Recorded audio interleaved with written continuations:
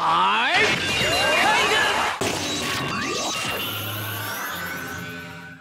up, YouTube? This is Nanashi with yet another deck profile video. This time I'll be showcasing my silver deck, the Thunder deck. I'm actually excited about this one more than I thought I would be. This is going to be, what's the right way to say this? It's still a beta build. I'm still fiddling with the numbers on this, but I've been watching the Thunder monsters for quite a while now, and I've noticed a trend in some of the latest ones. So hopefully this build will work out in my favor. So let's see where this goes. Starting off, we have the main deck monsters, which are all 4-star. Starting off, we have the trio of Denko Sekka, or we will eventually if I decide to keep it in this deck. This, like I said, this is a beta build, so the numbers are still questionable and the cards are still questionable. But first off, Denko Sekka's effect is that you can't special it. If you control no set spell traps, neither player can set spell traps, and set spell traps cannot be activated. Lightning Rod Lord, who says that neither players can activate spell cards during main phase 1. Maw Hunter and Paw Hunter, who give you additional normal summons of light thunder type monsters from your hand except itself. Thunder King Rai-oh, who I am grateful was finally put back to 2, who locks out adding cards from the deck to the hand except by drawing them, and you have the ability to tribute it and negate a special summon. And Zap Mustang, the latest 4-star Thunder monster. Can't be normal summoned or set, can only be special summoned during main phase 1, and only during a turn that you have not yet special summoned in, which will not be an issue for this deck. In addition, as long as it's face up on the field, you can only special summon a number of times equal to the number of successful attacks you made during your turn, which is actually really good. In addition, this card can survive being destroyed by battle up to twice per turn. And since this card has the lowest attack of all the monsters on the field, second to the, the Hunters, that automatically makes this a very devastatingly good card, in my opinion. And then we get to the spells. I'd also like to point out now that this deck runs no traps right now. That may change depending on the need that may come up, but for right now, this is fine. Starting off, 3 Left Arm Offering. I got this when it was way cheap way back. Okay, not way back, a couple of weeks ago when it hit its lowest point that I'd been able to find. If you have 2 or more cards in your hand, you can banish your entire hand and add a spell card from your deck to your hand. You can't set spell traps during the turn you activate this card, which is fine because, like I said, no traps, and the spells you really don't want to be setting. Magical Mid-Breaker Field. This field spell says that you can only activate it at the start of main phase 1 or 2, which is admittedly a bit difficult when you don't draw it and you have to terraforming it out, but it's still okay. During either player's main phase 1, monsters on the field cannot be destroyed or targeted by their opponent's card effects. And you cannot activate or set field spells while this card's out. So it locks you into only being able to play this unless it's removed for some reason, which can happen. 3 Pot of Duality because I'm looking for a better draw card, but right now this is fine. 1 Raigeki that I just don't have the money for right now, but I will eventually get. 2 rank up 7th ones. I don't special summon a ton in this deck, but I can actually make use of the dead draw thanks to Left Arm Offering with this card. But I do run the Masquerade target just because it's admittedly a little funny when you pull this off and they aren't expecting it. Especially when they put all the tremendous effort into getting rid of your special summoning locker. And then you pull this, top deck. 1 Soul Charge. The deck warrants it. It definitely needs it. 3 Terminal World. You can only play this card during main phase 1, but as long as it's on the field, both players skip their main phase 2. 3 Terraforming. Yes, 3. It's because I run 4 field spells, so this is actually kind of necessary. If I get Mid-Breaker Field in the hand, I will use this just to get out the Seal of Orichalcos, which is a good attack booster and a good attack director.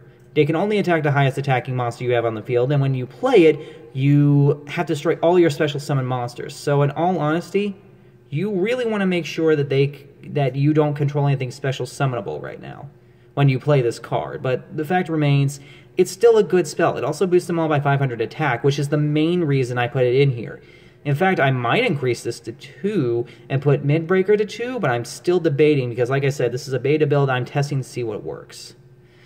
And finally, Ties of the Brethren. The only real reason this deck is any good in the first place. Pay 2,000, target a level 4 or lower monster you control. Rest of the turn, after this card resolves, can't special summon anything more. Also, special summon 2 monsters from your deck with the same type, attribute, and level, but with different names from each other and the one on the field. You can't conduct your battle phase the turn you activate this, which is fine, because if you pull this off, you will completely lock your opponent out from being able to do anything. And then we move into the side deck, in the event that I need to do something weird. 2 Dark Hole, 2 MST, the other copy of the Seal, 1 Bottomless, compulsory, 2 Memory Loss, 3 Judgment of Thunder. This is kind of fun for me to use. When I summon a Thunder-type monster, I get to destroy a card my opponent controls. It's a one-shot, it's not continuous. Otherwise, I'd be running this in the main, no questions asked. 1 Mirror Force, 1 Torrential, and Vanities.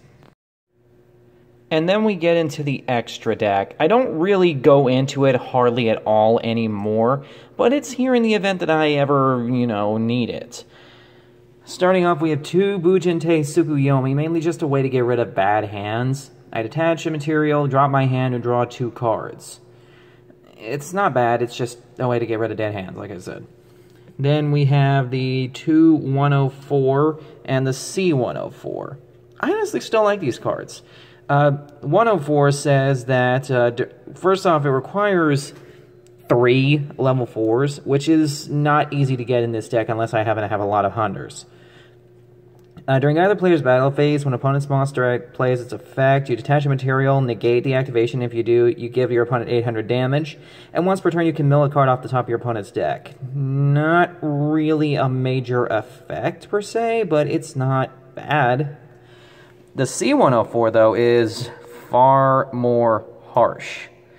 Once per turn, during either player's turn, when a monster effect is activated on your opponent's side, you detach a material, negate the activation, send a random card from your opponent's hand to the grave, and if you do that, you have your opponent's points. It is quite possibly the most harsh of the 1-0 whatever series. And also, when it's special summoned, you target a spell trap on the field and destroy it. So, playing it automatically gives you a ton of plus, if you can pull off all its effects. Also, a Thunder Spark Dragon, just to keep up with the electric theme. 3 level 4s. Once per turn, you can detach 3 materials from it to destroy all other face-up monsters, or you can detach 5 to destroy all cards your opponent controls. Not really a way to use the second effect right now, but it's not really necessary. Like I said, I barely go into this, so there's no point. And then the 2 Utopia, which we all know what it does, and the 1 Utopia the Lightning. The only reason Utopia is in here is strictly for this card, and it's mainly just to stick with the electric theme, but it has 1B gains when I need it on the field. Double detach, double its stats. When it battles, it can't, the opponent can't activate anything in response. And, well, that's about it. And that is the deck. Like I said, this is still a beta build. I'm still testing the numbers, I'm still testing ideas on how to make this deck more consistent. The biggest problem that I'm having right now is, well, I'm not getting my combos quickly enough, and that's because left arm offering actually puts me in a bit of a bad position banishing the rest of my hand. I need a way to increase my card count in my hand so that I can, get my combos off easier without it possibly hitting important cards in my deck. I will not run Pot of Stupidity. Don't even ask me that, especially with that price tag. Ugh.